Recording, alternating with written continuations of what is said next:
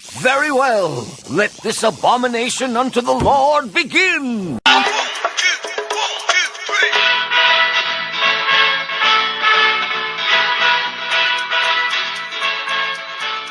I had an idea that I wanted to get one of those soundboard apps where you can like record your own stuff. I was gonna make my own soundboard of just my own voice saying random stuff, and then I forgot, so I didn't actually do it. So we don't even need you to be on the podcast now. You Yeah, can just send us the soundboard and we just can throw to Suds and just like, what do you have to say about this? I disagree with Dave. No, it would just mostly be like, guys, hey, I got a question for you. Do you remember that time? Oh, well, okay, all right. So, welcome to the Planet Express Delivery Podcast. This is a hostful. This is a hostful, which we have not done in, what, I want to say since, like, the movies was the last time? We did a hostful for the movie. I mean, we've maybe had some guests that have felt like it was a hostful, you know what I'm saying? That happens. I mean, you know, not to belittle anyone. I'm kidding, I just wanted to shit on all of our guests for a moment. Oh, don't do that. We need them to come back. No, we don't. We don't need anybody. You need none. No. You got this. So, this is a hostful, but this is also not, I will specify this is not our 100th episode. It is the 100th Futurama episode. Yes. Which is a landmark for the show. Yeah, and we've got this wonderful cake that James's mom baked for us, and we thank her very much. She's It's such a beautiful. sweet lady. She does a great job. Bender dancing on top. I barely had to explain what Futurama is to her before she made the cake. What is this? Sassy robots? This is for the robots show that you like. I love that sweet cream frosting. Also, I don't know why your impression or my impression of my mother is so enfeebled. She's in her early 50s. Well, Dave's just used to having his own mom in her 90s. That's basically what I'm used to. Oh, David, why didn't you ask me to bake something for the podcast? Because it would be just shepherd's pie. You keep making shepherd's pie. Hey, if your mom wants to make shepherd's pie and give it to us and put a little Bender statue on it, I'm fine with that. I'll have to say something to her. Okay. She doesn't ramble at me. Hush, hush, hush, hush, hush, hush, hush, hush. She back? Oh, David, I drew the fry's face on a cabbage for you. Is your mom back from her sex tour of the Caribbean? No, she's been back for a while. Oh, For okay. like weeks now. Oh, So, how was her sex? I have no idea. I didn't ask. Oh. These are the things you got to be involved in your parents' life, David. No. There's 6 of us. I know she has sex. I don't really care about how or when or where. The 6,000 of you? 6,000 of us. No, not 6,000. Man, that woman just lived in the maternity ward. Oh, God. Don't tell me that. I don't want to hear that. I don't want to hear it at all. No. Who do you think has had more sex? You or your mom? Well, she was just having sex with one person. So... I mean, quantity-wise. Oh, yeah, definitely her. Yeah. Okay. We're talking number-wise here, maybe partners. I mean, we already kind of knew that. We're familiar with your life. Preconceived notions, ladies and gentlemen. I'm sorry for talking about Mrs. Bonafere in this way. Oh, she would be like, damn it. But they're right. When's your mom going to be on the podcast? Never. Oh, Hopefully. by the way, I was talking to my mom the other day, and I haven't talked to her for like 2 months, and she was fucking pissed. That happens all the time. But then I tried to make her happy by being like, oh, we had a conversation about having our moms as guests on the podcast, which we did talk about. Yeah. Yes. And which I do think is not a bad idea. I think it could be funny. And she was so excited, so I feel like now I have to follow through with it. What have you gotten us into, son? She doesn't know what a podcast is. She doesn't know what Futurama is. but she just wants to somehow be involved with me and my friends. That's sweet. It is very sweet. I Yeah. feel like my mom's the same way. She just wants to know all about you guys, and I'm like, I'm not telling you anything. Are you embarrassed of us? No, but we're fucking degenerates. Well, and I mean, that also, you should have had her today because it kind of plays into the episode. There's a whole mother-daughter dynamic towards the end of this thing. Yes, there is. I mean, it's very light on that until the end. Though. Yeah. I will say that. Like, and you said something about that being very sweet, and it was, but it also goes with the overarching theme of the episode. I think there's a couple themes, though, really. We can just state it now, because obviously we're going to get into it, but the Titanic part, which was... Yeah. Goofball Futurama stuff that we always deal with. But social injustice, maybe? Yeah, I'm almost reticent to say civil rights. There is a lot of that thematically with we should actually intro the fucking episode before we get further into this. Okay, well, we already welcomed you to the show. You know who we are. We don't need to necessarily... This is Suds. This is Dave. Hi, this is Dr. Stephen Nipple. Oh, he's back! Oh my god. Oh my god, he's back! I thought he died. Dr. Stephen Nipple, how are I you? didn't die. That's what I wanted you to think. Oh, jeez, it's been a long time, man. Yeah, it's been like a... Julia Childs here. Hey, everybody, let's enjoy a rum ham. And David X. Cohen here. Oh, it's good to talk to everyone again. So- My mother let me out of the house. God damn it, David, what are you doing on that podcast again? Stop it, Matt. I want to be here. I should hit you. No hitting again. We have just completely lost the thread of the voices we weren't good at to begin with. I like the idea of everyone doing the wrong impression, not knowing how to do it. Not that any of us know how to do any impressions to begin with. No, it's not David X. Cohen. It's just kind of a nasally Vincent Price. Yeah, exactly. He's fucking Salacious Crumb to Matt Graves. Yeah. Make the robot sassier. Sassy robot. Okay, we've lost it completely. The Mutants Are Revolting. The Mutants Are Revolting, written by Eric Horsted, and we had like a brief conversation, not even a conversation, it was like in passing as we were setting up. I think Suds asked who wrote this. And the way that we now talk about the Futurama writers, it's like they're like drinking buddies to us. They're just like, was it Verone who wrote this episode? Eric Horsted wrote this one. Really? Oh, man. Well, I think Keeler did the production for this. It's just like, it's like we're on a fucking floor hockey team with these guys now. Well, technically, they are our drinking buddies. That's true. Since we do drink. I don't know if this is good to bring up, but I'm gonna do it. Just speaking of the writers, we did have an opportunity recently. Oh, yeah. You know what? James, did you hear about that? All that? Yeah. stuff? Yeah. Well, I texted James about it. We talked. But yeah, so a guy named Darren Henry, who apparently is a writer and producer for essentially hundreds of sitcoms. Like, he's written episodes for every show. He's written episodes for Seinfeld, for Futurama, and with Futurama specifically, he wrote The Problem with Poplars. Okay.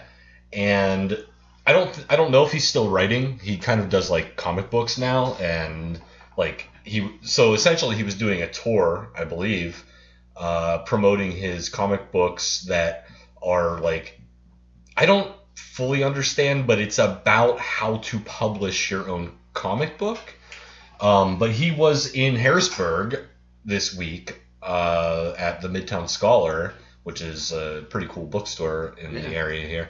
And we didn't realize this until kind of too late. Yeah. But I just happened to see Midtown Scholar Facebook post about it where they said, writer from Seinfeld and Futurama. So I looked into it, and he wrote one of our favorite episodes of the entire series.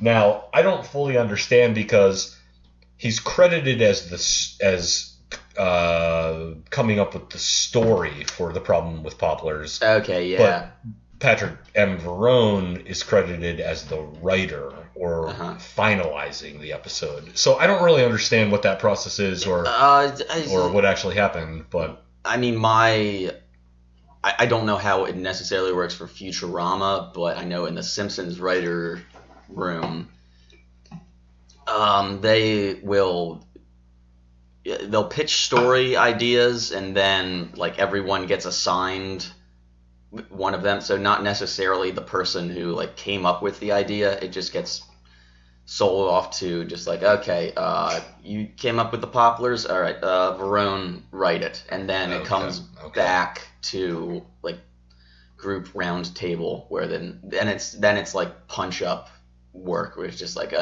so Verone wrote the script, but really every writer had a hand in it at some point. Gotcha. Okay.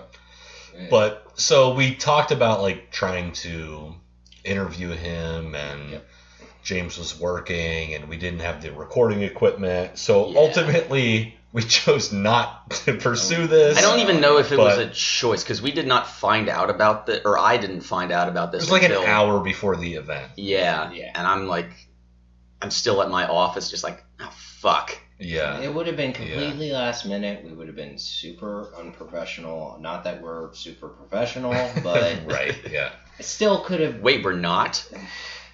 Where have you been? Off in the background somewhere. All right. It could have been interesting, but we failed. But like, regardless, it's just kind of cool that a story creator or / writer of this stupid show that we do a podcast about was in Harrisburg, blocks away. Yeah. Well, I mean, just to the tail end of that. Yeah, we dropped the ball, but you should. Definitely look into he's doing a book tour right now, right? Yeah. Okay. Yeah, look in Darren Henry. Look up, I'm sure he has a website. So find him, find his book, find the tour, and also support the Midtown Scholar, because it's a really cool indie bookstore in Harrisburg. Very chill spot to hang out sometimes too. They also ship to wherever. I think they actually provide a lot of the source material for last podcast. They actually do. Yeah, they've been referenced on last pod. Seriously? Yeah. Oh shit. I don't know who was doing it. I don't actually think the person who used to do it works there anymore. But a couple of the episodes that Last Pod has done, they've referenced that they were supplied their research material by somebody from the Midtown Scholar. Okay. Which is pretty cool. Yeah, that is cool. Yeah. All right. So let's kind of roll into this. Let's say for our synopsis, Leela is found out as a mutant by the upper crust of New York and is permanently deported to the sewer, where she and the rest of the Planet Express crew, who are exiled for knowingly harboring a mutant, for 2 weeks, witness firsthand the plight of these sewer-dwelling mutants and lead an insurrection to take back the surface world for the underclass. Would you call that an insurrection or just a revolution in general? We can go with either one. Okay. All right. Just wondering. I mean. Also, there was like a really big bus that crashed and sank into. And we'll get into that. Yeah. Oh, the land Titanic. The land that people drowned on. I mean, that is kind of clever, but it's so stupid in a perfectly Futurama way. Yeah, it made perfect sense it just makes perfect sense for Futurama, but it just came out of nowhere. Like, why would you even make a giant bus? Yeah. Well, and they said that it was the only land ship, I believe. Land cruise ship? Yeah. Largest and only land cruise ship. And it crashed and sank immediately through the cement pavement. There was no indication that the after hitting a United States Postal Service mailbox. And taking multiple days to get across New York. Which the is- fourth day in, that's what they said. Oh, is that right? Yeah, I missed that. Yeah. Fourth And day it's- into our cruise. It's so perfect in as a Futurama motif, because just there is something about science fiction where it's just creating things that are like needlessly high tech, like serving a like overly technical but serving a purpose that doesn't make any sense. Like we said, I think actually Bender references it in the episode that it's basically like a huge bus. Yeah. And so Yeah. someone looked in the canon of Futurama, someone looked at a bus, thought, what's the worst part of this? It gets to its destination too fast. Let's make it really big and slow as fuck. And that's the future. Well, okay, was this supposed to be just some like luxury trip like for the upper class? Because I know that later on, we find out that the mutants were actually working on the ship. It No would've been- spoilers. However, the mutants were on the ship, but they were as like servants, cleaning crew. They were working like in the What was it? engine Drain room. angels. Drain Angel. That's right. it. Yeah, I loved that. Drain angels. But like, so was this supposed to be just? Was this just some superfluous, thing for like the fucking rich people to? Oh, so you think it's more of just like it might be going on with the like this is like needlessly decadent Exactly. in a way. Yes, like just sort of like flaunting, like, oh, we can pay to be on this stupid big bus that's gonna slowly go through the city while everyone just watches us and Yeah. knows that they can't afford to be here. Or Yeah. The actual Titanic was kind of the same thing. was it? Okay. Yeah, it was just this massively large ship that had this terrible reputation, obviously, of being unsinkable. And even so the movie. Have you guys I seen have the a question movie? for you guys. The I have. Titanic. Yes, I've seen it. I Seen saw it once. the- I didn't see The it. Titanic, not Titanic. Is it Titanic? I don't know. It's James Cameron's movie, Titanic. Yeah. Okay. Titanic. Is that what it is? How is this? Who hasn't seen Titanic? I could care less. I had family that was on the Titanic. So. If you lived in the 90s, Wait, that did you movie see was it? like issued to you through the mail. Wait, have you seen Titanic? No. You only need to watch clips to actually know what the fuck's going on. I will say this: I didn't see it until like 10 years after it came out, and It's about a giant ship that sinks. Who the fuck cares? It's actually, I was surprised. It's a pretty solid movie. Jack could have Really? fit on that door. Well, you're right. You're right. This sounds like an argument that I would normally make. I haven't seen it, but I have a very strong opinion about it.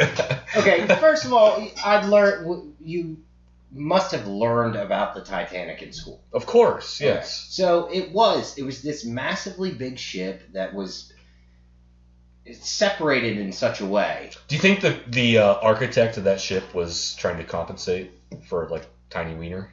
Hell yeah. Okay, that's what I assume. Fuck yeah. Big old dangle. You know what? I'm making a big ship. Yeah, exactly. As the thought process often goes. Exactly. Just depressingly looking down on yourself. I'm gonna build a ship, goddammit. It's gonna be the biggest goddamn unsinkable ship of all time. It's gonna be the greatest. Oh, it's like.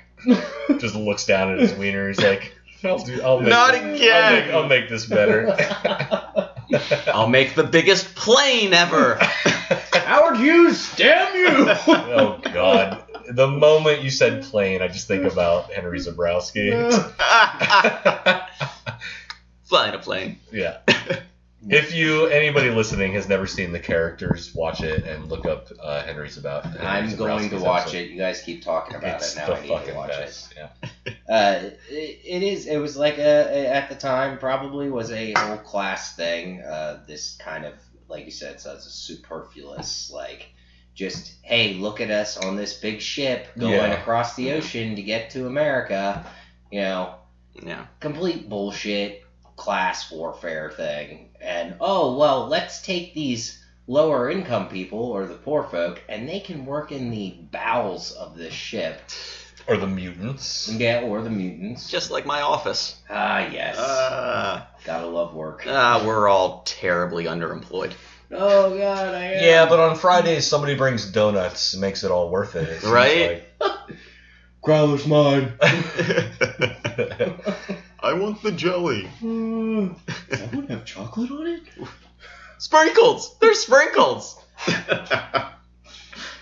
That one guy who takes the sprinkled donut and then takes all the sprinkles off the donut. I don't... Look, yeah, what kind of fucking sociopath? That's weird. That's weird. I'm saying that's a real thing. What I don't like at my office is the one guy who smells like trash. Touches every donut? Not only touches every donut, but, like, takes one and then comes back, and you can tell he's, like, pretending that he wasn't already there. Ooh. And he comes and gets a second one, and then he does it again. And, by the way, he weighs, like, 400 pounds, and he smells bad. The smell seems to be your main issue, though. His name is Francis. I can't fucking stand him. And he has a great name! Yeah. Oh, jeez. And he's listening to this podcast. Yeah, he's probably listening to this podcast. I don't care. Looking down at his pile of donuts like, oh. I really like donuts. Yeah, we know, Francis. We know, damn it. We started this episode with a lot of sad people looking down at things. Sad people looking at penises, sad people looking at donuts. What else can we say? I'm going to bake the biggest donut ever. Donut cake. Has anyone ever had one of those? No. What? What's a donut it's cake? A giant donut. It's a huge donut. Oh, there's no way that's healthy. No, in no way. But I would. No, it probably tastes really good. Some of that. Eats. I would. Look, James, you and I are fairly small guys. Yeah. So it's not so. Wait, what? What are you trying to say? I'm not saying you're fat. You just like to eat.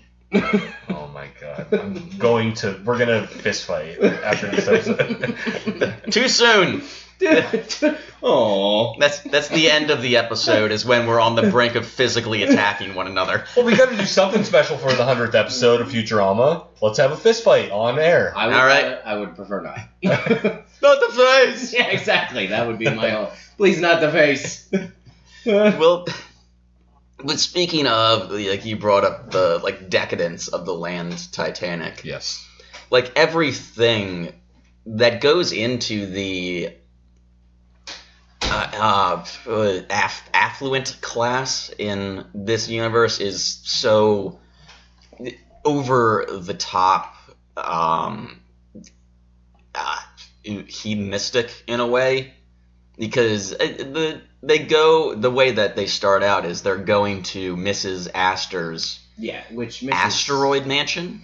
Mrs. Astor, or the Astor name, is like my mom would make reference to the Astors. Yeah. Like, oh, what are we, the Astors? Like, I don't like. Are we? Yeah. What is this reference? I thought we were the Davids. Yeah, I thought we were the Bonifayers.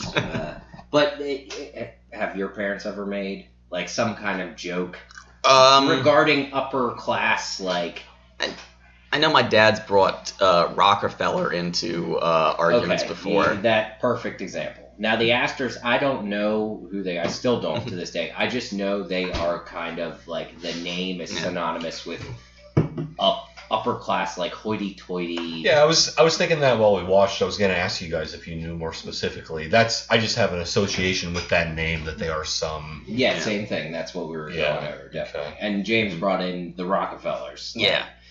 So I'm gonna Google the Astors. And Miss Astor kind of makes a point of that when she's talking to the professor. He says he's a Farnsworth. Like, a Farnsworth? Oh, you've been in New York for 200 years. I have. So, like, old money, old family type deal. The Astor family achieved prominence in business, society, and politics in the United States and the United Kingdom during the 19th and 20th centuries. So, yeah, like the Rockefellers. And they're German, but yeah. Well, see, now we know more. Now I know what that reference is going to. Yeah, you didn't know you were going to learn something today. Yeah, everybody should know that. Nerd. Nerd. But this is kind of where the episode gets in. What? I'm sorry to cut you off. No, but you're not. I am. I feel slightly bad. However, I just saw I googled the Astors, and sometimes it just says people also ask, and one of the things is who was the richest man on the Titanic, and it says John Jacob Astor IV was a first-class passenger of the Titanic. He died in the sinking. J.J. Astor was an American millionaire. He was a businessman, inventor, writer, member of the prominent Astor family, a lieutenant colonel in the Spanish-American War, and the richest man to perish in the sinking of the Titanic. Okay, so I don't... Oh, did you close it? Yes, what? I don't know if this is truth or if this is sort of urban legend, but I also don't know if it was Astor specifically, but I think he was the guy who... He was one of the wealthy people, the first-class passengers who knowingly, went down with the ship, Well, that would make sense, because then Futurama did the same thing. There's a story that he made sure his wife and her handmaid got them on the lifeboat safely, and this is in the sort of women and children first era of ship sinkings. And the story goes that he and his longtime butler just went to the lounge and drank brandy while the ship went down, which I'm just you know what? I mean, that's awesome, yeah. Good on you, man. Yeah. Fuck yeah. But it also makes sense for the episode, because that's exactly what Astor in the episode did. We're not there yet, but... Yeah. Do you have the Wikipedia page pulled up? Is that what that is?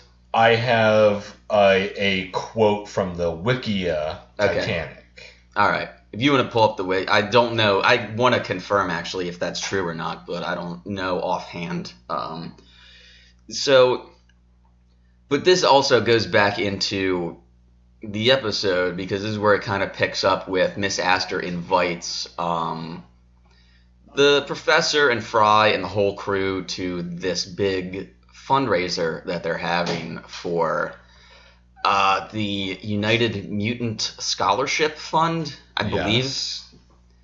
And the way that it's set up, it's sort of the way that it's affluence giving to charity, but really it's kind of creating a social network of an underclass, because that's all it is they pump money back into this sewer school to teach, ostensibly to teach mutants higher learning, but really it's just they're creating a class of people to maintain the pipes and poop chutes, as they put it. Well, yeah, Leela is the one who points that out.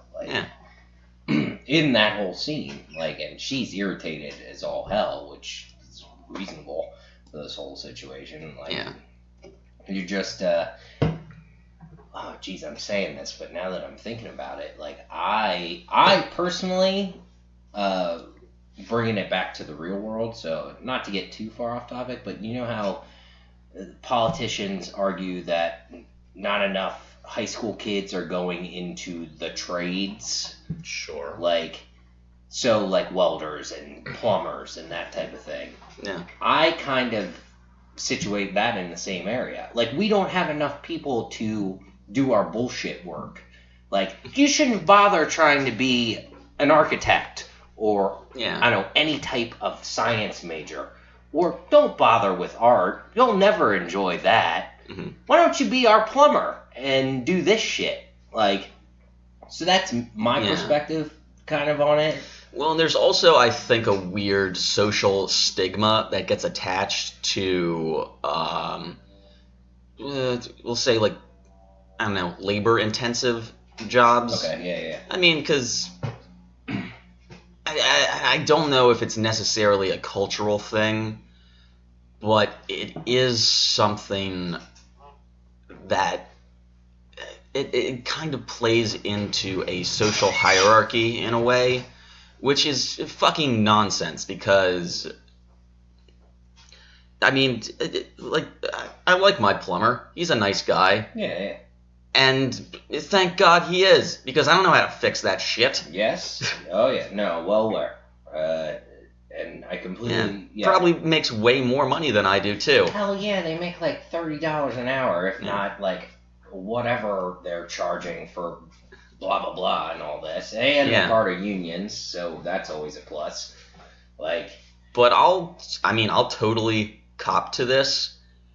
I definitely feel like I play into that social hierarchy at some points where I just like, fuck you, I went to college. I'm going to work in an office. I'm not touching poop, which is a bad call because I am poor and miserable. And you are really into poop, so I don't know why I don't know why you're depriving yourself of this avenue of... Oh, people are just mean, you guys. I just want to handle poop, but the government won't let me. Without that damn plumbing.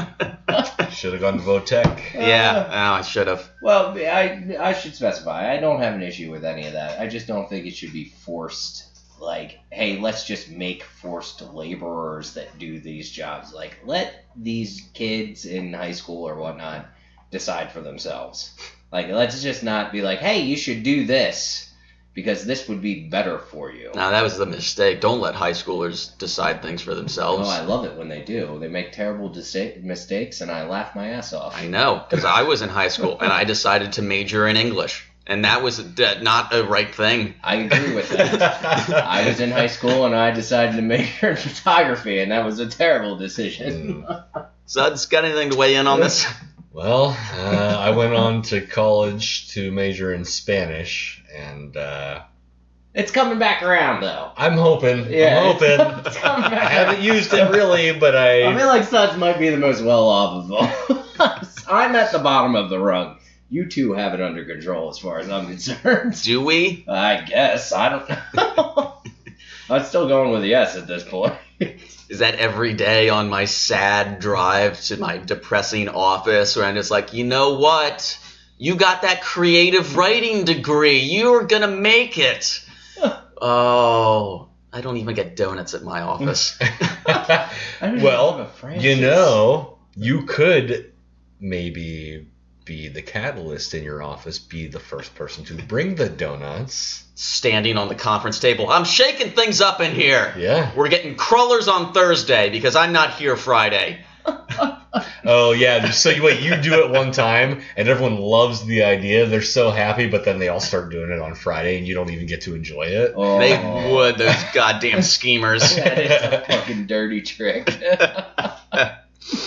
Hey, can I mention something about this episode that we haven't touched on yet? Sure. Because we're already past it, but we didn't mention it. The fucking scene where we're first introduced to Mrs. Astor. Because yes. it's the whole impetus for the episode. Yeah. Is that the right word? They are going on their 100th delivery, and there's like a funny joke about how like, oh, it's like 10 a year. Because they never actually deliver anything. It's mostly just them with their weird hijinks. But they are delivering a souffle to Mrs. Astor, and for some reason she likes a drop of nitroglycerine. Oh, it's for her heart. Oh, okay. Yeah. Which, that's a very like old school. Yeah. Like, that is something that like during the Titanic they would have like. Is there any like a doctor smoking at an incubator? Is there any scientific backing to that, or is that just some weird thing that they thought? There is, but not in. Because it's been refined. Aren't there? You can get glycerin pills. Yeah, that's what I was going to say. Yeah. That's still a thing. They do that for situations. Yeah, but it's not like an eyedropper of nitroglycerin. Exactly.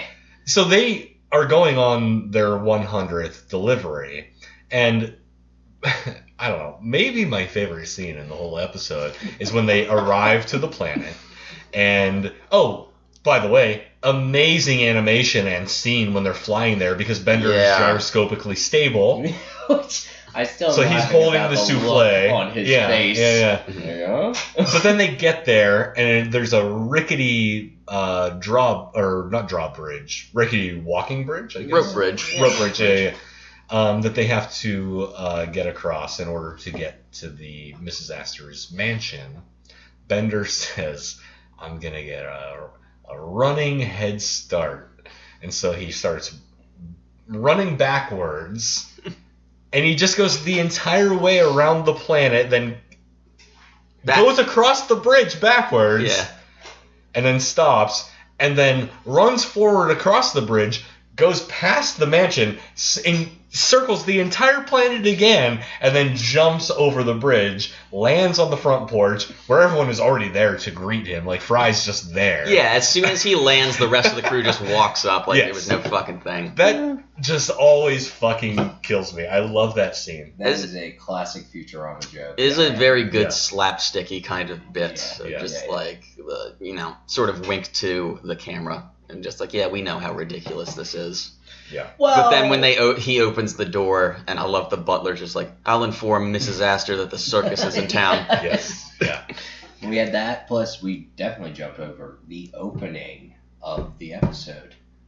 What was that? Good news, everyone! Yeah, through the loudspeakers. yeah, that was funny. We also missed. When Mrs. Astor finally eats her souffle, she takes one bite and then she's done, and then gives it to the dogs. So the butler puts it in the room with the dogs. Just a room full of Dalmatians, yeah. And then there's, of course, an explosion. The best part about this episode as well is they have the whole crew on the delivery. Yeah. Oh, that's true. I hadn't thought of that. Zoidberg has maybe one line. Why is there no exploding? And the butler. One does not explode in Mrs. Astor's face. Wasn't there some joke about Zoidberg's face? Was that later? That's when they're in the sewer. Okay. And let's jump there. Okay. Yeah. So guys, we're in the sewer. Okay. So we're in the sewer. We're hanging out with Zoidberg. Yeah. Hanging out with Zoidberg, and Leela's there too. Oh, I love her. And she's kind of, chiding Fry, poking him a little bit. Oh, Fry's there as well? Fry is there as well. Oh, my buddy Fry. Jeez, Fry's there. Also Hermes, but that's not super relevant right now. By the way, Hermes was super, annoyed in this episode. So am I. And I have it in my notes. It just says dumbass Fry. Because it bugs me every goddamn time I watch it how Fry's so fucking stupid. He was just told not to mention the mutants. And it's the first thing that fucking happens. It was the one thing he was explicitly told not to do. And Fry is a lovable idiot, He says it to the one person that is the worst person to say it to. He says it to Mrs. Astor. And I love that he tries to play it off and just like, yeah, but if anyone asks, say she's an alien. Yeah. No, you dummy. We're not doing that. Yeah. You just fucked up. I did like the animation in that scene. Mrs. Astor's eye starts twitching because she's so upset that there might have been a mutant in her vicinity. What the hell was that they were at? It was like a gala or something like that, right? Well, yeah, it's the we kind of mentioned it, the fundraiser for Brown University. Scholarship, yeah. But we should move on because I don't want to get back into a fucking political tirade. Yeah. That's fine. But this is where Leela gets deported back to the sewer. We get the pleasure of all the sewer mutants. The Colonel, who happens to be... Have we seen him before? Yeah, in the background. He's hilarious, though. But, just doing my job. Yeah. We get a couple good lines from him. Throughout this episode. But we're reintroduced to most of the mutants. And very clearly a John DiMaggio voice, too. Oh, yeah. He didn't even try to hide it. Look, I was going to mention, though, since we're getting closer to the episode, you guys aren't a fan of Adventure Time, are you? Well, yeah. What do you mean? I am. Do you know what Adventure Time is?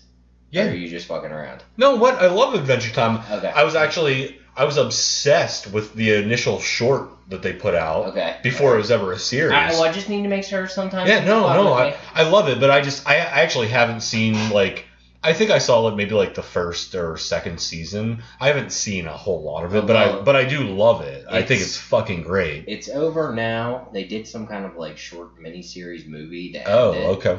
I knew it was ending soon. Yeah. John DiMaggio is the voice of Jake. Of course, yeah. In that. And I'm going to spoil it, in a later episode of I think it's an upcoming season, Jake shows up. Finn and Jake are in that episode. They're in Dungeon. Yeah. You know what time it is? Time for you to shut up. Yeah, of course. Yeah. I think at this point, John DiMaggio with Bender is going all out with his just ridiculousness, like just being Bender. Yeah. I think that he knew as well that seasons were coming to a close, so it might not be Bender-rific. Can we use that? Yeah. If you insist. Do you have another one? No. Okay. Then don't shit on it. I wouldn't shit on anything in this room knowing how much James likes poop. Yeah. I'll just lunge at it. Yeah, I'm surprised you weren't running for the bathroom as soon as Suds came out earlier. I try to restrain my urges when I'm around people, you know. Alright, so where were we initially? Well, we're all over the place, but I like it. Yeah, we're jumping around. Well, what else happened? Well, so the next bit that I have is when I can see your next note. Leela's in the sewer and she's kind of being consoled by her parents, Mm-hmm. the Tarangas. Yeah, okay, so this we've talked about before. Leela that's not her first name. No, it's it is. Taranga, But they do Taranga Leela. Yeah, they say Taranga Leela, but they use their last names first. Do they? Yeah. I don't even remember. Well, I don't know. Taranga is her family name, and then Leela is her name. Okay, yeah. So it's like, what is the Taranga, Morris, and Munda? Yeah. Are yeah, her yeah. parents? See, I was kind of wondering about that, because we talked about it briefly, but we never really got into it. I don't want to get into it in this as well, just bringing it back up. Like... Well, I think they make it explicit when it's during Bender's big score when Taranga? they're doing they're attacking the solid gold Death Stars, and it's Cubert is running the kids ship. Leela is does anyone mind if I take over? No, Miss Taranga. Yep, that's right. Yeah. Oh, okay. Yeah. So Morris, Leela's dad, is showing her around the sewer, and he shows her the main pipeline. Well, we see old, what the hell did they call it? It was like old... Filthful. Yeah, Filthful. Yeah. Alright, yeah. Dumb joke, but...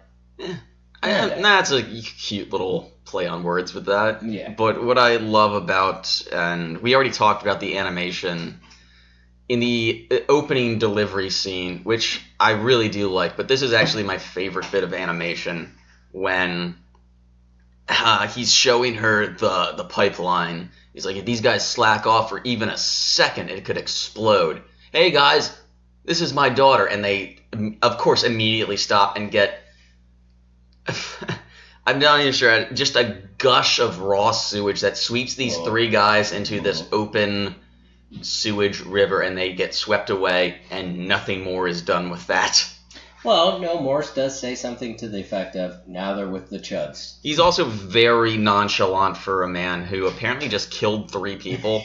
Yes. But in the sewer, I feel like it's a survive situation. Well, no, they're with the Chuds now. They don't live. Are you guys familiar with the movie The Chuds? The cannibalistic humanoid underground dwellers. Okay, alright. Yeah. Thank you. We're familiar with it. Just wondering. Nailed it.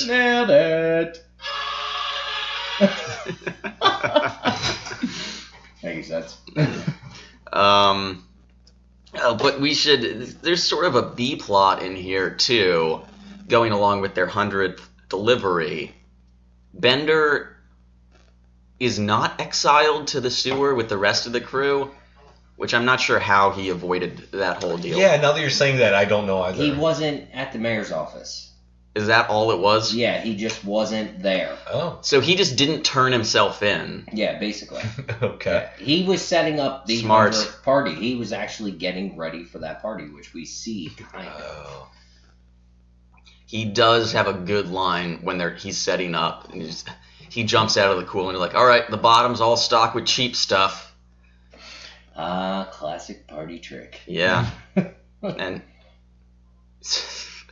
absolutely true. Where every like house party that has just a cooler. It's all of the, the font, like the craft beer and like the cider and like all of the stuff. Floating on top, man. Yeah. Any bottle that has a cork instead of a twist off, that's on top. And then when you start digging down, you're just like, all right, now, well, I drank all of those, but there's still Blue Moon in here, so grab one of those. Good. Yeah, you got that middle level. That's all right. Go back again and just like, okay, well, there's Bud Light and Tecate, so I guess Tecate it is. Yeah, Tecate it is. And then you go back and it's just like there's just cold water with a few loose ice cubes, and you pull a can out and it's just a stark white can that just says beer probably on it. It's a Simpsons beer. That's what you're saying. Yeah. No, it's a Genesee. Yeah. Oh God. Well, if it was Simpsons beer, it would be Duff's. Come on, Dave. Aren't you some fucking Simpsons expert? I am not. You James, idiot. James is the Simpsons expert. Yeah, I'm the Simpsons guy. Oh, okay. You're the Cowboy Bebop guy. Yeah, talk to me about Cowboy Bebop. I would rather not. Have honestly. you ever watched No. Cowboy Bebop? It sounds stupid. Well, what do I want to see a cowboy bebopping around for? I don't have any interest in that. You're terrible. Just bad. Watch Cowboy Hip Hop. That's way better. No, watch Samurai Champloo if you like hip hop. What is it, anime? Yes. Yeah. That's What's wrong with bad. you? What's wrong with you? So I'd rather watch Eon Flux. Okay. Ooh, that was a good one too. Yeah, MTV Liquid Television. Or the Head. Yeah. Or the Max. Yes, of course the Awesome. Max. Yeah. Obviously, can't forget. Do we have the clip ready? This? No, not that one. Yeah, another one. Which? Yeah. Oh yeah, good call. Yeah, Yeah. Beavis and Butthead. Yeah. Mm-hmm. Yeah. So I want to take a break here, but before we cut to anything, there was a reference in here that I'm not sure if either of you picked up on it, or even if it's a reference to what I think it is. Okay, this is interesting. Yeah, now you. But when Bender is setting up the party, and he's got the big punch bowl with, I'm guessing, just juice. Yeah. And he adds Okay. one drop of Michael Collins mix. Okay. No, that went over my head. Okay.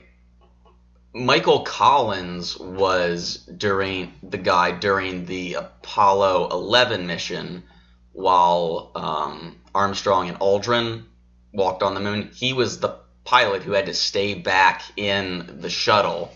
Son of a bitch! Okay. So that's just I know. Why would there be Michael Collins mix? I don't know, because I don't even know if that's what they're referencing or if it's a completely different thing. I just know Michael Collins was in the goddamn shuttle. All right, Suds is about to Google it real quick. I am going to try to. Yeah, no, that I like whenever I see them adding a drop of something to some, I figure it's for some like drug-addled purpose or to make like the. It was already jungle juice, and we all know that. Like, why just one drop of Michael Collins mix? Well, now I had it written down, but now I kind of want to know. Do you guys want to cut to break and we can research Michael Collins? No. That? Oh, you have it? I've got it. Okay. And then we'll cut to a break. Okay. The Michael Collins mix is a mixed drink probably created or inspired by Michael Collins. It's a pink cocktail contained in a blue bottle. Its logo consists of a glass which is filled with ice cubes and a cherry and a starred sky, wherein you can see a moon and a few lemon slices. The drink was served by Bender at the 100th delivery party in September of 3010. Guests at the party and Bender are the only people known to have been able to try it. The Michael Collins mix references astronaut Michael Collins and the famous Collins mix. Okay. Oh, So now I'm on Wikipedia. It's a Tom Collins. Oh. The Tom Collins is a Collins cocktail made from gin, lemon juice, sugar, and carbonated water. All right. First memorialized in writing in 1876 by Jerry Thomas, the father of American mixology. Oh. Okay. So it was just Gin and sparkling lemonade, essentially, is how it started. So it was just a smart astronaut joke. Yeah. Yes. Yeah, basically. All Have right. you guys ever had a Tom Collins? I don't believe so. I don't think so. Neither have I. Yeah. We should try and order one. Well, let's take a break and go get some supplies Tom Collins. and bring them back. All right. We will be back with our Collinses shortly. Goodbye.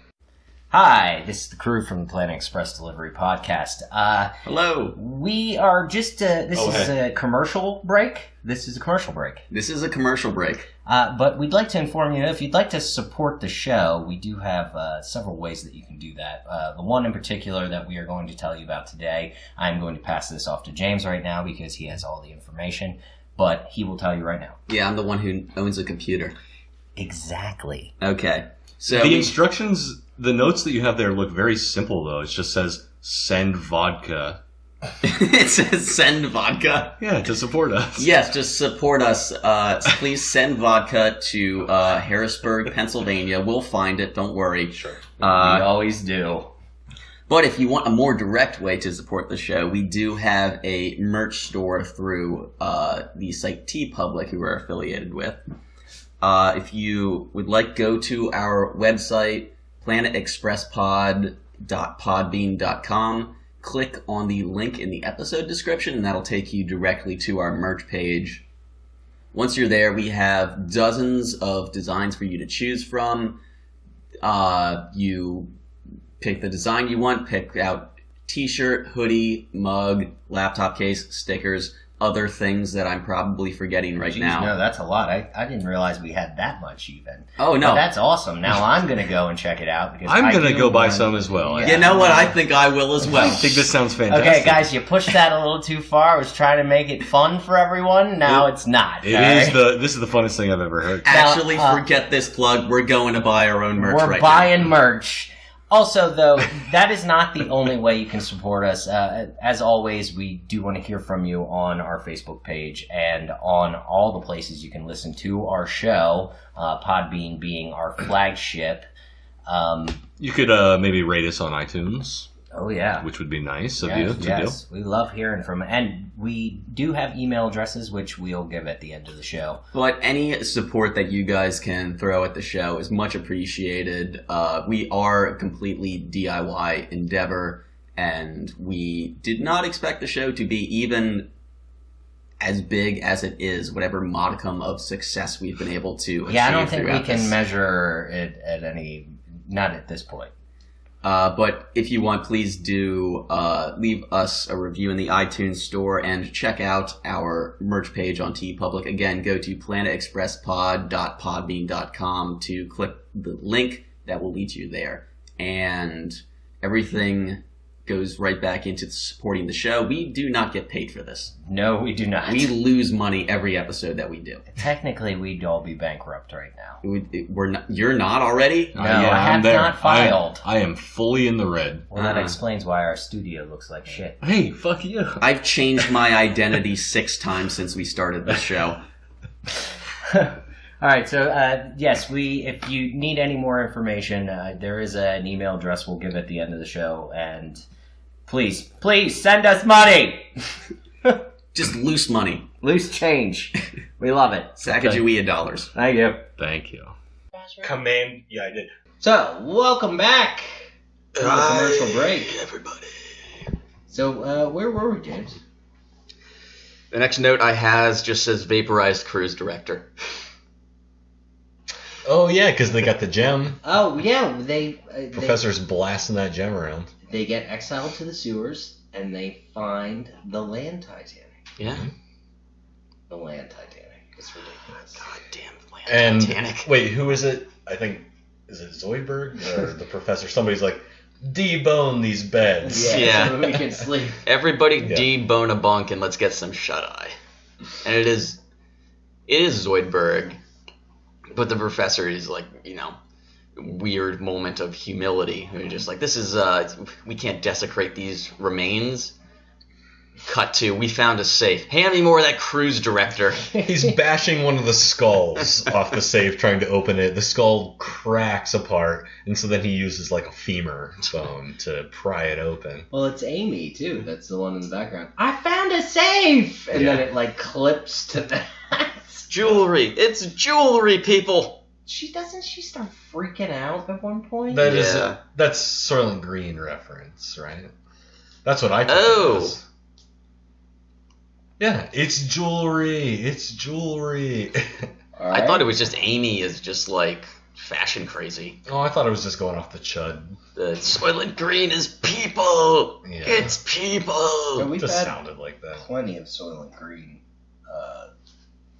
references in this episode, or not in this episode, but in other episodes. So Yeah. What is the one Soylent Cola? yeah. Oh, yeah. Yeah. Well, what does it? It varies from person to person. Yeah, exactly. Yeah. But also at the same time, Bender is beginning to feel alienated from the rest of the crew. I don't know if it's alienated. He's just lonely, I think. Yeah. Well, he's partying by himself with the hedonism bot. Well, a shit ton of classic characters. Yeah. Bubblegum Tate shows up, Right. and then Oh, I didn't see him. like background characters that we all know. Fender. Was Fender there? Yeah. Yeah, What about- I saw Fender. Randy. Oh, was Randy at the party? I have no idea. I don't remember. Yeah. But we do have our favorite, which is Hedonism Bot. I trust the orgy pit has been scraped and buttered. But I love the little when Bender's like Mike said, lonely. He misses his friends and realizes he doesn't want to be partying right now and tells everyone to hit the road, including Hedonism Bot, He kicks everyone out. who he says scram grapey to. Yes. It took us a second. I wasn't sure what he said right away, but I love Hedonism Bot before he says it. You mean everyone except for me, right? Because he's just really getting on that orgy pit. Oh, yes, he is. There were parties everywhere. And then the explosion happened. Oh! Do we ever... I don't know if we researched this. Who does the hedonism bot voice? I'm pretty sure that's LaMarche as well. Yeah. It sounds like something he would do. Oh, Suds at the Google machine. Google. We'll figure it out. But... so I'm going to jump forward a little bit because this is where... Like, there's a lot of good bits in the first act, but like this is where it actually the theme of the episode comes out a little more because Fry is about to jump into the toxic lake that is going to mutate him, and this was where you brought up earlier he might grow like a tentacles or a Zoidberg face. Oh, that was the joke about Zoidberg's face. That's right. Yeah. But now Fry he's stripped down to his underpants and is jumping in the lake. And now Leela is across the pond there, and she feels really bad because she didn't actually want Fry to go Feels through so that. bad that she found a rowboat out of nowhere. Yes. Where did that? It was just around. I mean... Hedonism bot is LaMarche. Okay. Way to go, LaMarche. I know things. Yeah.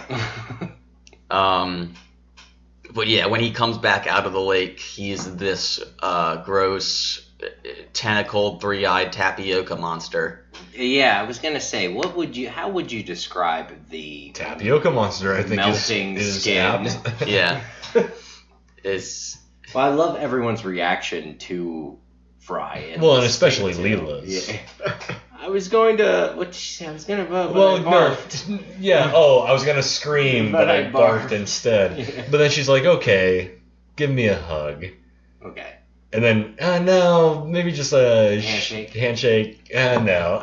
I'll text you, or I'll email you. Yeah. That's what I was Well, you actually had a really good point about her being grossed out by Fry, Yeah. where Well, it just reminds me of the last episode where the body switching episode where her and Fry specifically were trying to gross each other out by being in, she already Professor had Fry. sex with Fry Zoidberg as the professor. Right. This shouldn't be that gross. Already had sex with Fry Zoidberg. Yes. Oh, gee. Oh, yeah. Freiberg. That was a very confusing. Still don't want to think about that. Oh, someone's joining us, guys. Oh, hey, Swen. Not to change subject, but I'm going to change the subject. Yeah. What's this, a microphone? I'm going to play with it. Do you care if I rub against this? Oh, that had to have been picked up. That was right into the microphone. He just wants to be included. Yeah. That's all right, buddy. Welcome to the And podcast. you should stay away from that vodka, though. Not because I don't want you drunk, because I want to drink it. But this was going along with that, Leela being grossed out by the mutant Fry, the quote, air quote, mutant Fry, because we'll figure out what exactly is going on with that. Yeah. But I think this actually speaks to Bender being a pretty good friend to Fry at times, where he's lonely and he's crying in the abandoned Planet Express building, and mutant Fry just kind of clomps up into the building. He's like, "Oh, hey, Bender," and he's shocked at first, but just like, what the hell, and just gives him a big old hug. Yeah, and it's like, that's really sweet for Bender to do. Yeah. But Well, I actually think it's kind of selfish. it is, but at the same time, we see this Bender wants that for part himself. of Bender that loves the crew. He really does. Like, yeah, we know he's a selfish, but without those guys, he's not really anything. He's just a random robot. He's a stock bending unit. Yeah, exactly.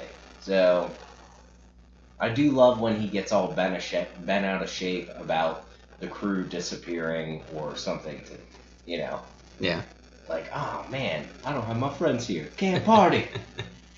But of course he has to play it off, because when they do come back and he's just like, yeah, party was great. I don't need to party ever again. Yeah, exactly. Well, maybe we could party. have just one more party. Yeah. Party a little bit.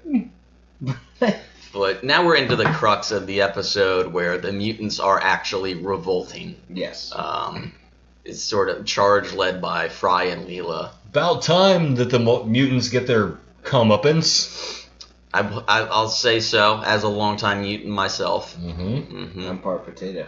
I'm 40% potato. Is that what he said? Yeah, Mark Mothersbaugh. Yeah. Oh, we will talk about that too. We get a cameo spot from Devo. Perfect band for this show and for that role, since their goddamn band name is Devolution. Mm-hmm. So Play Whip It! no, play the other one. Yeah. Beautiful world. And I know that, I guess, and popularly they were known for Whip It, and to a lesser extent Beautiful World. They had so many good, fairly popular songs too. Yeah. I think one of their best recordings ever is their cover of the Rolling Stones. Yeah. It's so fucking good. I've never heard that. I'll have to look it up. Uncontrollable. Or wait. No, it's that's Satisfaction. Satisfaction, I'm sorry. Yeah, but it's Uncontrollable Urge. It's on the theirs, same. but- It's on Q. Are We Not Men? Yes. Yeah. Yeah. Satisfaction is a great cover. But also Mongoloid and Through Being Cool, and there's so many rad fucking songs. And I don't know that we brought this up before. They were one of the bands in heavy metal. Were they? Yeah, it's the it's the last bit with the Terrakian, and she goes to this Mos Eisley type place. They're the band in the cantina that's playing. That's them. Yeah. Oh, shit. All right. I love heavy metal. I don't know why I didn't hear that. It's if you haven't watched heavy metal, it's just gratuitous cartoon boobs and violence for so long. What the fuck is going Yeah, on? why are you doing the things? Oh, yeah. Okay, alright. Well, we can play that in the background as we talk about this. Yeah, so this is the Devo cover of the Rolling Stones' Satisfaction, and it's fucking amazing. I believe that Mick Jagger was quoted as saying that this is the only cover that he ever liked of their band. Yeah? Oh, wow. It always freaks me out that the bass player from Devo plays a 3-string bass and he plays it upside down. That's weird. It's fucking weird. It's Yeah. very weird. But Devo was always a pretty weird band. kind of goes with the whole, their whole thing. Like James said, they are a pretty weird band. But they had the few songs I know are very good. So. It's so good. Yeah. And that Mark Mothersbaugh comes up like a few times in this episode, and Well, at this point, after they introduced Devo. yeah, well, we're as longtime mutants ourselves, we'll do anything we can. Play Whip It. No. Play the other one. Yeah. He doesn't even say the name. Just play the other one. But yeah, this is like where we're getting our revolution. Fry and Leela being like the forefront of this revolution. Yeah. Well, because Fry's the most hideous mutant of all of them, Yeah, so he's got to be out front. figurehead. Yeah. Yeah. And we get a little montage to Beautiful World, where it's just them causing ruckus on the surface. Mm-hmm. Anarchy. Yeah. In the USA. The professor with the Gemerald firing it up pipes. Yeah, we didn't mention that. They found this basically laser gem. Well, we mentioned it, Mhm. but also we didn't mention It's like the Lochnar. Lochnar. What's the My Lochnar? It's from heavy metal. Oh yeah, That's my Lochnar. My Um, Lochnar, bitch. But also, they got Bender out of his like depression to Yeah. actually come down and help because they needed to bend the pipes to revert the sewage, the waste back up to the surface level. The way they do it, though, is so just like impassive. It's a fantastically knowing line. Who could bend something like this? Yep. Yeah. And then here we are. Yeah. It's very much in the vein of like the old like Superman movies. Just like, who could possibly save us? It's me, Oh, Superman! Oh, we didn't think you'd come. Meanwhile, Clark Kent was standing 2 feet away from them, looking exactly the same as Superman. They say that, he hears it, he disappears, he comes back a second later, and they're like, Yeah. oh, yeah, this seems like a new guy. I Yeah, don't know just who takes this his is. glasses off.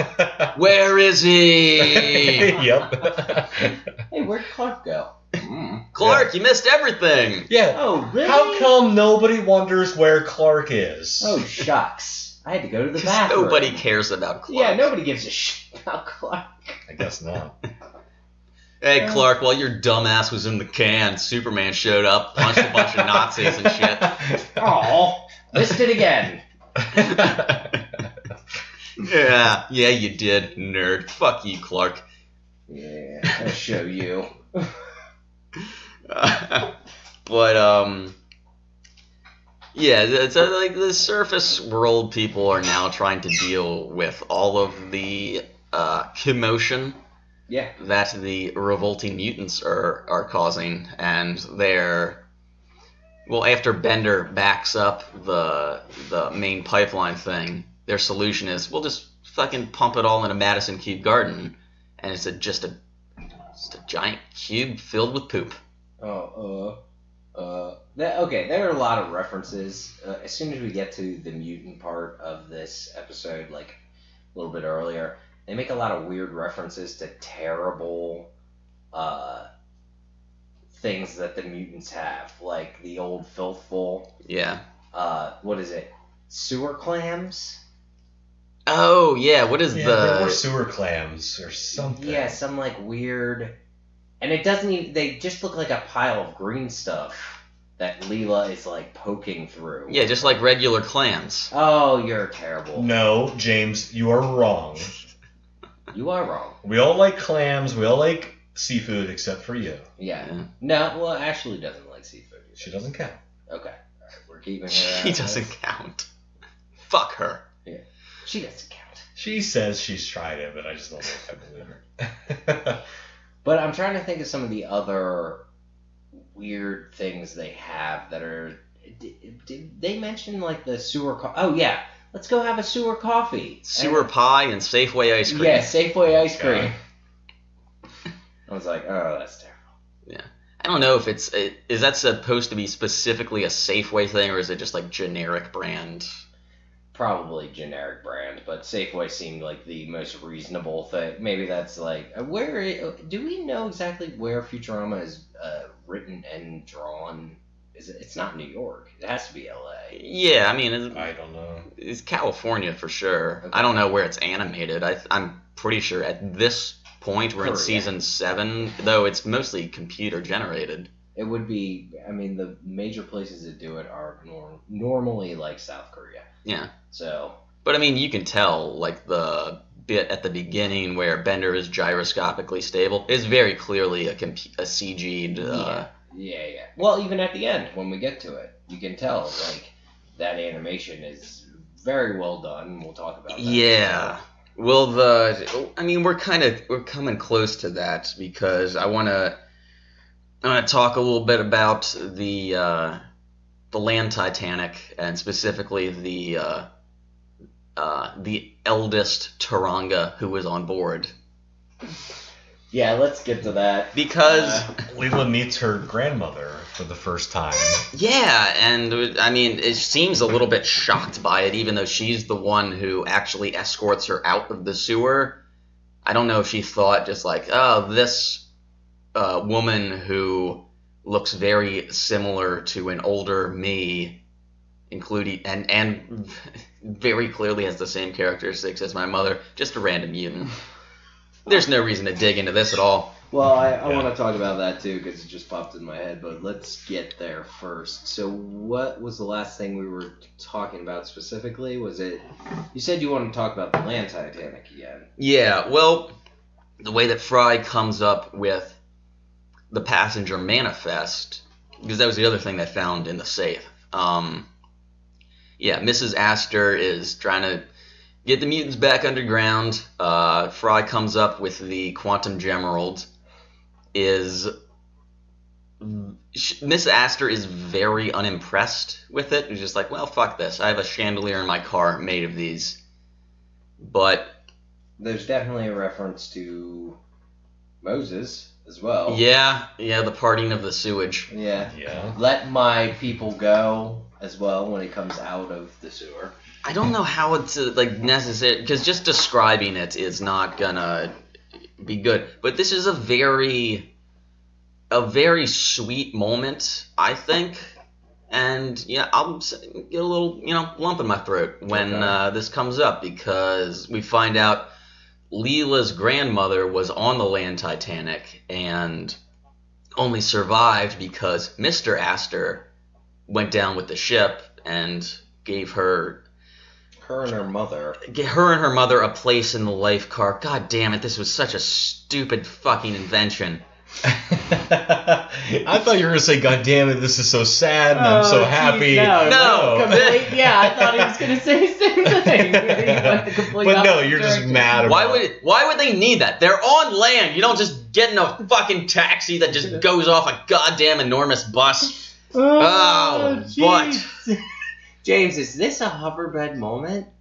Oh, yeah. We haven't had one of those in a while. A long time. So, okay. We got our hoverbed moment. Why would they build the goddamn land Titanic? Just take the Greyhound. It's not expensive. Well, isn't it essentially just like a Greyhound bus on steroids? More or less. That doesn't seem too out of the ordinary for the year 3010. I mean, you think they're not going to have gigantic buses 100 years from now? They're probably going to, let alone 1,000 years. I mean, Yeah. we're all gonna have hover boots in a few years, so Yeah, maybe even a bed that plugs into the wall and floats. that's right. Plugs into the AC outlet. Yeah, that would totally be on a spaceship. There's a nuclear reactor in the wall, James. Say it. Go ahead. No, Why'd you say it when I say it wrong? because it's funnier. Oh, you son Oh wait, of did a- I say Yes, you did. no? I did not say it. Nuclear. I did not say nuclear. Listeners, rewind it like 30 seconds.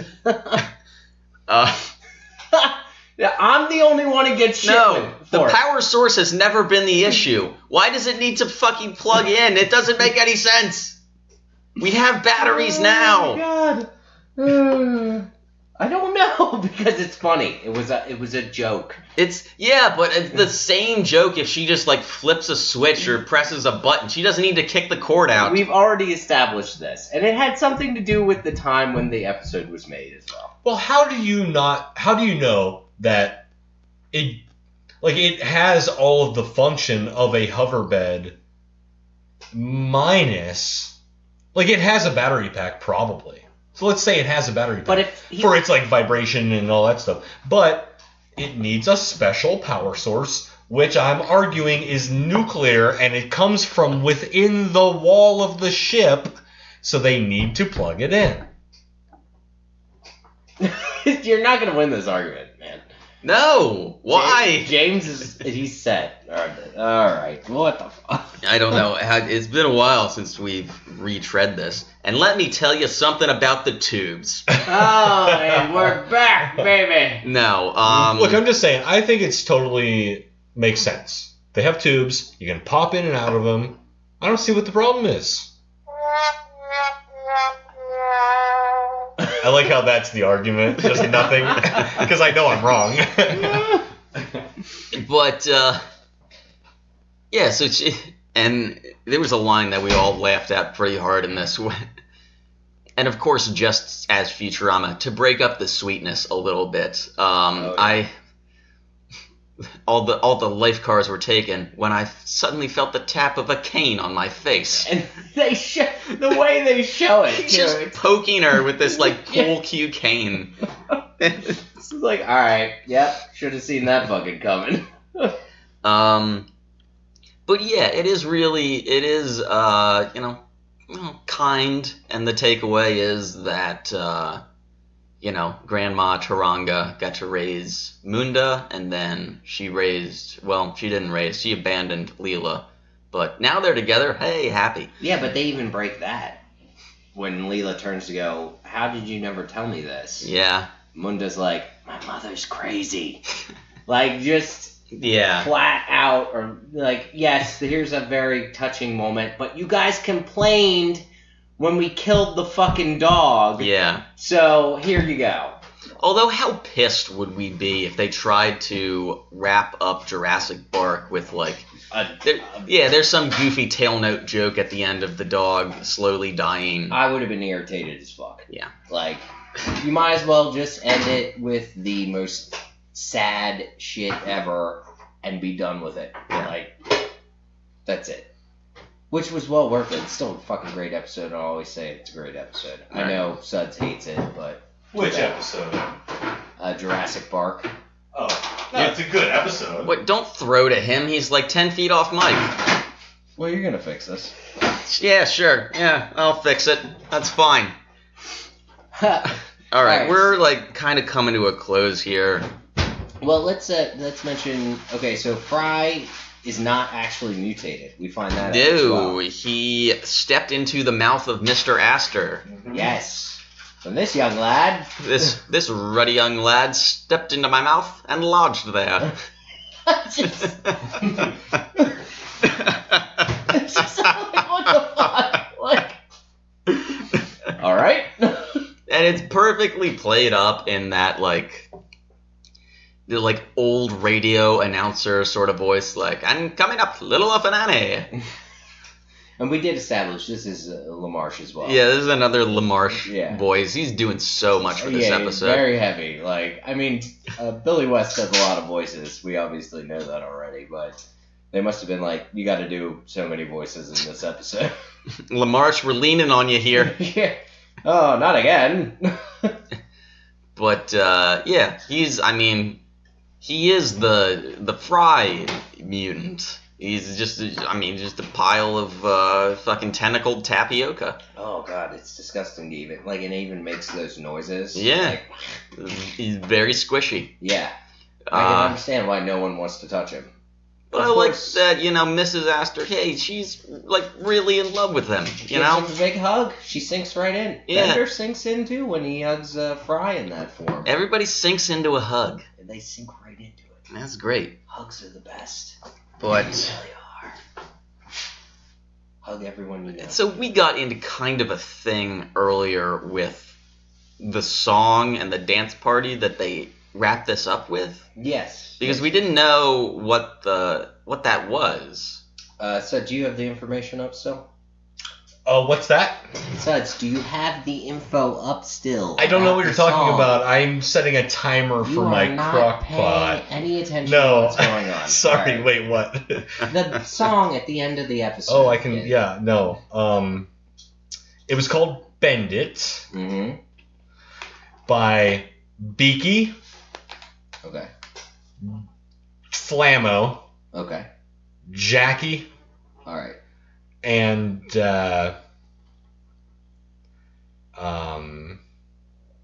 Beaky. Did I already say that? Yeah, you did. Sounds like a And Okay, no, I'm sorry. It's by Breaky, Dave D, Dozy, Beaky, Mick and Tick, and Mick Denny. what in the goddamn fuck is any of I that? have no Wish I knew, idea. but I'm gonna play it for you. Incoherence. All right, here we go. Yeah.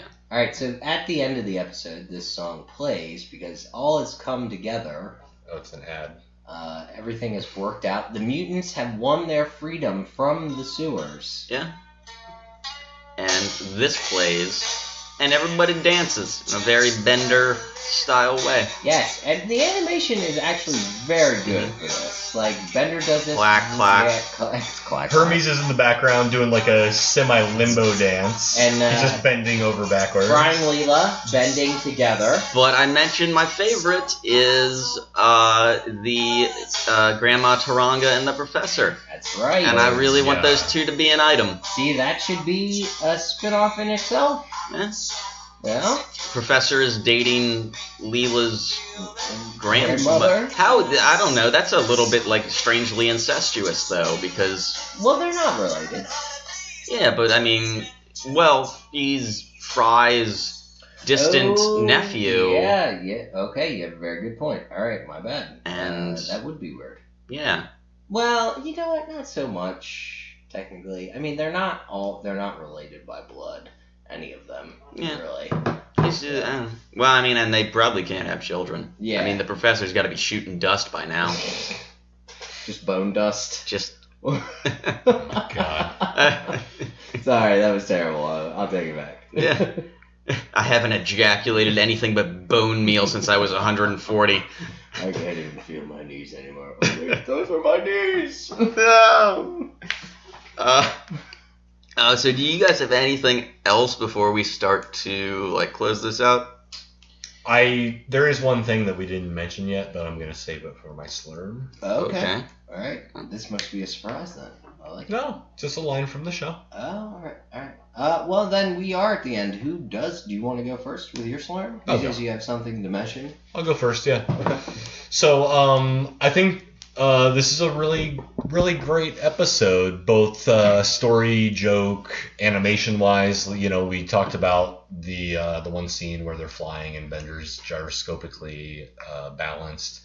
That's a really great scene, and I think I've seen articles about like how technically good that specific scene is animation-wise and what it would take to create that. Yeah, no, it is like, well put together. Yeah, it's a great scene. There's a lot of really hilarious things in this episode. My favorite of which is, like I mentioned, the Bender running backwards to get the head start, and he just encompasses encircles the entire planet.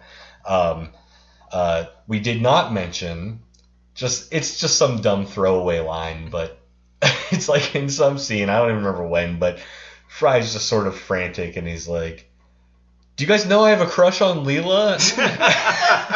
Like, yeah, nobody knows, Fry, you fucking idiot. And I love the professor slaps him with the cruise director's bone arm. Oh, right, yeah. But yeah, God, this episode is really good, and especially for those of us who have seen the Titanic. It's just Titanic. Thank you, James. Titanic, I'm sorry. Yeah. Dave, you're fucking us up here. That's what I do. You're the hard one. I am the hard one. You know what? I think she listens to this, so Yeah. Oh, God. she's gonna know. She's gonna know I told you guys. I give this episode 4 Slurpees. Okay. I like it quite a lot. It's a good episode. Yeah, I'm on board with that. This for me it's kind of a sleeper episode. Like it's not one of the ones that I immediately go to. It's just like, oh, this is such a great Futurama episode. But it is, and I mean, it's a pretty good balance of kind of goofy, slapsticky stuff and the sweetness of the ending that is also deflated a little bit as they gotta prod a joke in here a little bit, like my mother's nuts, like, oh yeah, right, this is still Futurama, that's where we are. This is still a sci-fi cartoon show. If we're talking about lines that we glossed over, I had one that's also a Fry line. Okay. But it's when they are at Mrs. Astor's asteroid mansion. Oh, I already know. Yeah. And she invites them all to this, charity gala thing. Oh yeah. All right. And she says to Fry, he's like, yes, all the best families in New York will be there. And Fry's response, of course, we can take them.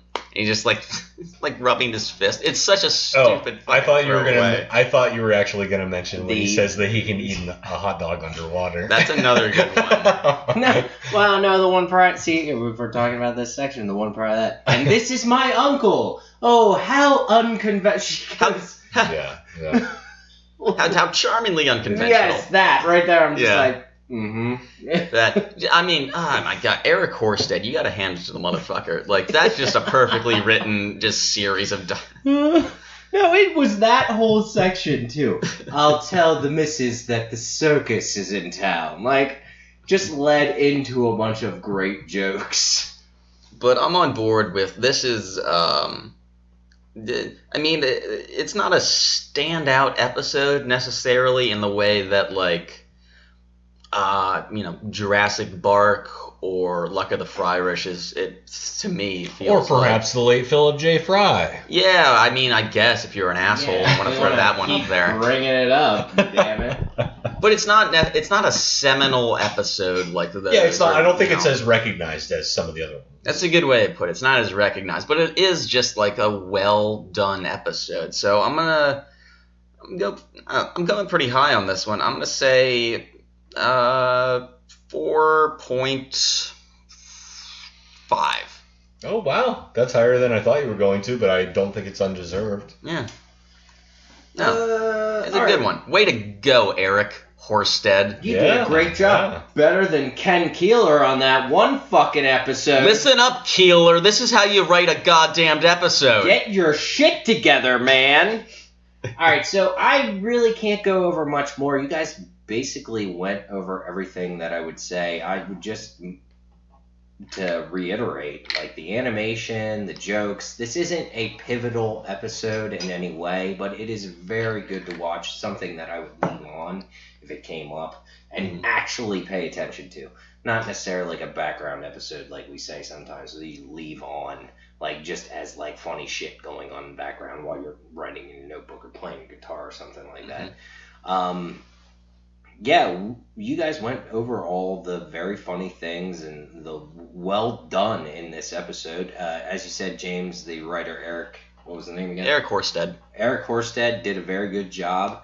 I would be glad to see more episodes by him. I don't think we've ever come across him before. Have we? No, he's been around for a while. Has he? Yeah, Alright. yeah, he What? has been. We should probably check in and see what other episodes he had done at some point. I'll go through my notes later. Okay, so I'll Google it right now, so you guys just like vamp around a little bit. Well, I'm gonna finish my slurm. I'm relatively certain he did Fry in the Slurm Factory. Okay, you know what? That actually would make sense to me. I'm 40% sure of that. He also wrote Bender's Game.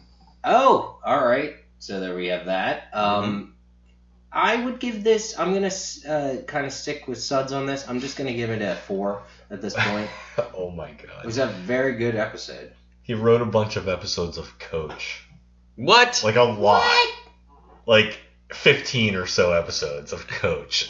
Yes, he did. Who is this man? I have no idea, but he. Oh, jack of all fuck. He trades. wrote a lot of Futurama episodes. I Roommate, A Flight to Remember, The Lesser of Two Evils, Bender Gets Made, Wars the H Word, Bendless Love. Oh, God, he wrote some of the bad ones. Bendless Love, Bended in the Wind, A Taste of Freedom, Bender's Game, Lethal Inspection, The Mutants Are Revolting, Yoli Lalila, which is coming up next season. Yes, which we thought we were watching today. Only because that's what Hulu showed me. I don't know why. Hulu, you The jerk. Bots and the Bees, Near Death Wish, Leela and the Gene Stock, Stenchability. Oh, he wrote some episodes of sitcom classic Reba. Oh, who could forget Reba? Who could forget Reba? Who America. the fuck is One of the- Reba? America is who forgot Reba. One of the episodes of Reba that he wrote is called Someone's at Gyno with Reba. Oh my god. Why? Why is this? He also did write one Simpsons episode, which I don't know if you guys will know this. I don't. Orange is the New Yellow. Oh, that must be relatively new, though. Maybe. I don't know. Yeah, I wouldn't know that if it's like in the new seasons. No. It's got to be a later. Yeah. That's, Yeah, closer to Orange is the New Black came out like 3 or 4, 5 years ago now. 22nd episode. 2014. No. Wait. Oh, 22nd episode and season finale of the 27th season of The Simpsons. So It has to be fairly recent, though. it's a spoof on Orange is the New Black. Yeah. Okay. Okay, so Anywho. do we have anything else? Did you rate it? Yeah, 4. Oh, okay. Gotcha. Do Cool. we have anything else we want to do before we get to plugs? I don't think so. Should we? I mean, we already went over the. I want to thank James's mom for this beautiful cake. Yes, it is beautiful. Yeah. And we're gonna devour it after we're done here. It sat here. It's starting to get warm. It's starting to melt a little. Yeah, the cat's been licking on it. I didn't want to say anything. Yeah, it's alright. Swen needs to have some sugar in his diet, He anyways. does, yeah. He is a diabetic cat. Diabetic cat. Are we gonna have to cut a foot off? I don't want to see a 3-legged cat. I've seen too many 3-legged. Well, I mean, he can keep the stump, but we just need the foot. Wait, Is we need the foot? I mean, I need the foot. Okay. Is that lucky or something? What are you, a witch? It's unrelated to the poop thing from earlier. Brujas. Okay. Yeah, I'm all set. So if I'm you good, yeah. want, follow me on Twitter at Gorilla Karate and on Instagram at Occasional Nudity. Sorry. That's it. No, that's good. I like it. You can always follow me. Well, you know what? Just as a heads up, I've changed my Instagram name. I'm going by my No! official name because I'm trying to do more freelance photography work. You can follow me on Instagram at David Bonifaire. David Showell. You silly fucker. You. Shally Bonashow. Oh, jeez, I hate you both. I also curate our Shady Voices Instagram when I Sure. get around to it. At Shally Show. At Shally Show Show Show. At Shally Voices Media. Out Shally Voices Media. We are just making this needlessly confusing. Yes, we are. We're confusing our listeners. And we do have a Twitter account for Shady Voices, but I haven't gotten around to that, so. Oh. Good work. Yeah, I know. Terrible. Follow me at Mike Suds on Instagram and my band Florence and Libby. And be prepared to check out my new band. Ooh, here it is. I think we actually mentioned it before, but James and I started a band with our friend and former guest Justin from Fennec Design, and it's called, are you ready? Are you ready? I think fans of Futurama might like this. Okay. We are officially titled The Morks. Ooh. Shazba. Shazba. Mindy. And Random. we're a cool punk band, as every band should be, right? Yes. See, this is what podcasting can do for people. It can bring them together to form bands called the Morks. Yep. TheMorks.bandcamp.com exists. There's nothing there yet, but there will be. Oh, yeah. Soon. Soon enough. Yeah. We'll get it down. So You'll get it down. get on board and become part of music history. Oh my God, that's Start following- setting ourselves up for Coming for you, Hendrix. I was going to say something terrible, but I'm going to say it anyways. Start following the Morks so you can be a Mindy. Oh, God damn it. Done. We're done. And I ended the episode! Yay! Okay, well, goodbye. Goodbye. We'll see you next time. Off you go, apparently.